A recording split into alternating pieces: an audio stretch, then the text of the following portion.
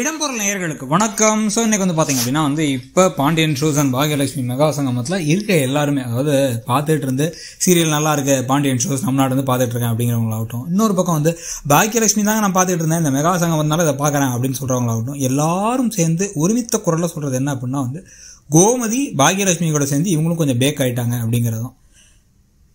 ஒரு கல்யாணத்தை பண்ணி வைக்கணும்னு நினைக்கிறீங்க, ஓகே, அதுக்கு உங்கள் காரணங்கள் இருக்குது. நம்மளுடைய குடும்பத்துக்குள்ளார ஒரு பெரிய பிரச்சனை ஆகிடும், ஊர்க்காரங்கள்லாம் பேசியே கொண்டுருவாங்க, எங்கள் அண்ணன் அவமானம் தாங்க முடியாமல் இருப்பார் அப்படின்ட்டு.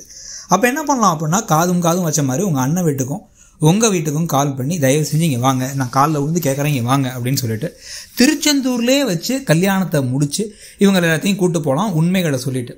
இல்லை அப்படின்னா அட்லீஸ்ட் உங்கள் கணவர்கிட்ட மட்டுமாச்சு உண்மையை சொல்லிடலாம்.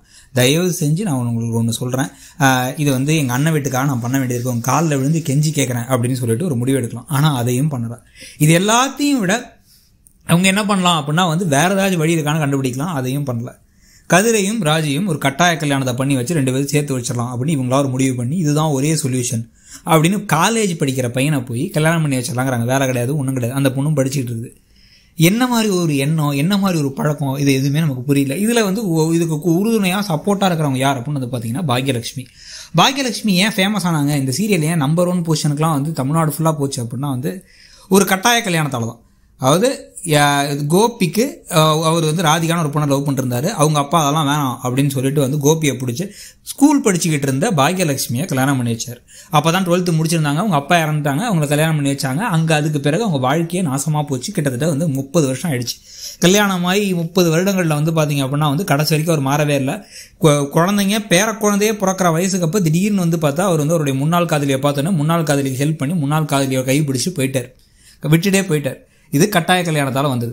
அந்த மாதிரி ஒரு கஷ்டம் திருப்பி நடந்துடக்கூடாது என் பையனோட வாழ்க்கைக்கு அப்படிங்கிறதுக்காக தான் எழில் அந்த ப்ரொடியூசர் பொண்ணை கல்யாணம் பண்ணும்போது கல்யாணம் பண்ணால் அப்புறம் சரியாயிடுவாங்க அப்படின்னு விட வேண்டியதானே. அப்போ விடலை, சண்டை போட்டு அமிர்தாவை கூட்டு வந்து அமிர்தா ஒரு கைம்பெண்ணாக இருந்தாலும் பரவாயில்ல, உங்களுக்கு குழந்தையாக இருந்தாலும் குழந்தை இருந்தாலும் பரவாயில்ல அப்படின்னு கல்யாணம் பண்ணி வச்சாங்க. நம்மளும் பாராட்டணும், எங்கே பெண்ணே அப்படின்னு மியூசிக்கெல்லாம் போட்டுட்டு இருந்தாங்க.